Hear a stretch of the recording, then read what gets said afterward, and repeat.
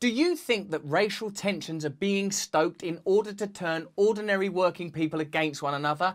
Football legend John Barnes, himself a man of colour, says that the white working class are being unfairly vilified in order to create division. But what do you think? Hello there, you 4.5 million miracles. Thank you for coming together to watch this video together, whoever you are, wherever you're from, however you identify. On my podcast, Under the Skin, available from Luminary, I spoke to John Barnes, the former Watford, Liverpool, England football superstar. He's written a new book about race. It's a fantastic book. The link is in the description if you're interested in reading it. And he talks about the complexity of racial politics from an interesting perspective. He says that many white working class people are unfairly condemned and criticised for arguments that really could be resolved by elite systems changing rather than the conduct of ordinary people changing. It's a very nuanced and complex argument. John Barnes, if you're an American, you will be aware, hit the headlines when he stuck up for Liam Neeson after Liam Neeson's controversial comments, shall we call them, about vengeance and racism that led to Liam Neeson dealing with a lot of public condemnation. John Barnes was a brilliant footballer, but also a brilliant orator with a lot to say on the subject of race, which I think will surprise you, give you a lot to think about, whether you're on the left or the right. I think most of us want to move beyond racism. I think most of us want to find ways of coming together. John Barnes, elsewhere in the conversation, talked about his conversation and his reading of excellent black academics like Kehinde Andrews and his willingness to explore new ideas. I want you to stay to the very end of this video and let me know what you think of it. The book is called Uncomfortable Truth About Racism because you mentioned race, it's going to sell more books. Let's be honest. But it's really an intersectional book about discrimination and bias. I'm a light-skinned, middle-class Jamaican whose mother's family helped to start the first Jamaican government after independence. Her father and her uncle were imprisoned by the British for sedition against the crown. That's really because they wanted to be independent. They didn't kill anybody, but they were talking about independence. Then when the first Jamaican government started, they broke away from the Jamaican government to start the first trade unions because they felt that the Jamaican government was too elitist. As much as now it's a black country with a black government, although the government were going to be light, middle skinned, probably even white Jamaicans, they saw that they discriminated against the working class, the black working class. So they started the trade unions.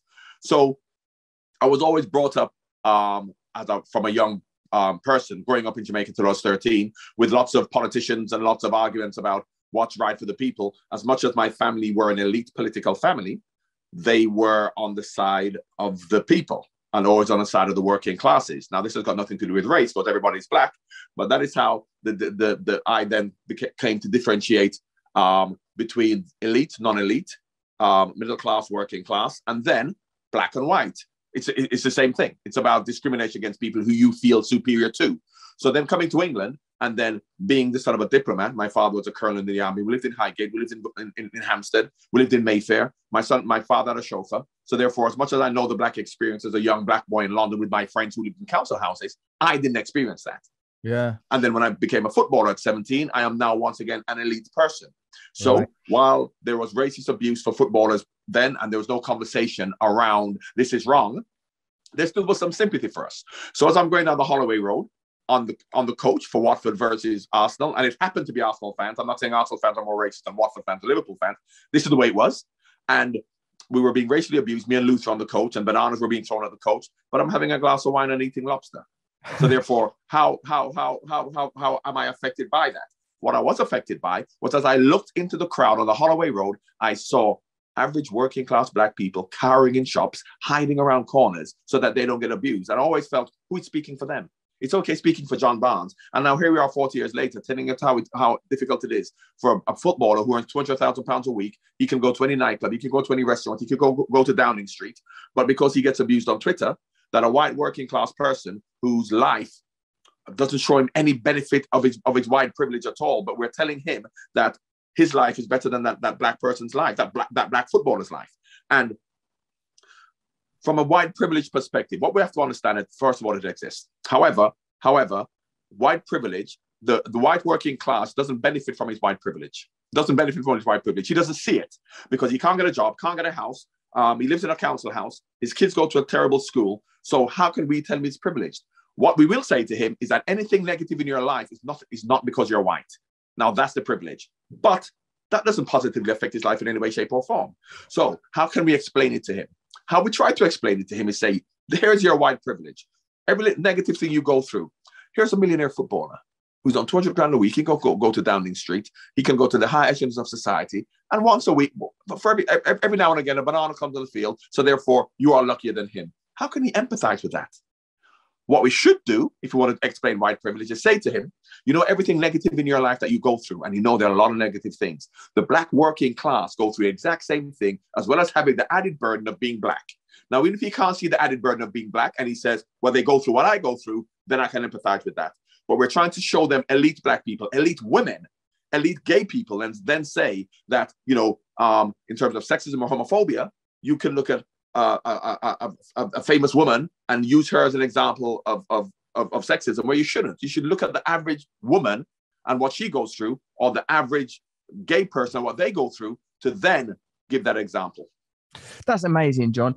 I mean, what I'm thinking when you're saying this, firstly, I was like, you've obviously got I suppose everyone has a complex set of pieces to their identity, but yours is a particularly interesting set when you talk about the intersection of class, immigrant status, but like a kind of a high level immigrant status because of the diplomatic component. And it's given we weren't immigrants. My dad got posted there for 4 years. And I speak to a lot of black, particularly now Africans, because you got a lot of black millionaire Africans who are sending their children here. And we're being told, because we're black, we all have to feel blackness in the same way, that we're all disenfranchised and we're all discriminated against and our lives are terrible. And that's not the reality for a lot of us. Yeah, I feel you. And like what I get from this is that you're talking about the complexity and the nuances that are in any individual's identity. And by highlighting and promoting certain aspects of it, or simplifying and reducing identities into patterns and blocks, it's going to create division. And I'm beginning to wonder if that is a deliberate ploy, a deliberate plan to create division, to create social division when it isn't necessary. Now, a lot of the stuff you're saying about, like, I completely agree with what you're saying about class, because one area of identity that seems to continually be excluded is neglected. Class. Yeah, it's neglected continually.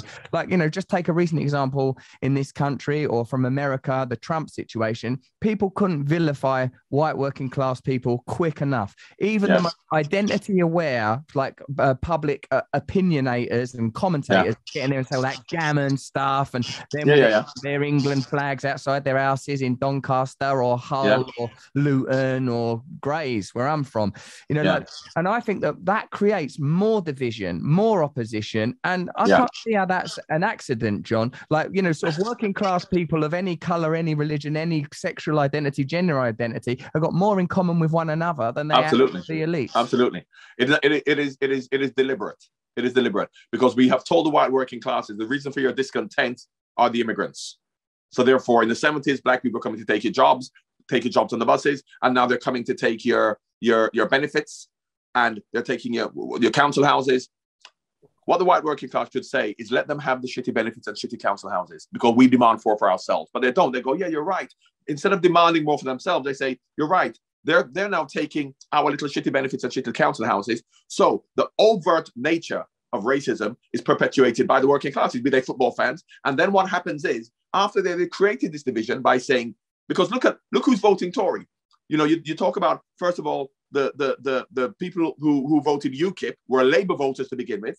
Then they voted UKIP. Now they vote Tory, which is crazy, because they've convinced them that the reason for their discontent and the reason for everything negative in their life is for the immigrants. Then what they do is, when we have to then cancel, sack, come down hard on someone, we then use a black elite by creating these people within institutions to then come up with, like for example, you got the Commission for Racial Disparity with Dr. Tony Sewell. So they use a black man to then come up with a report as to whether there's any racial bias.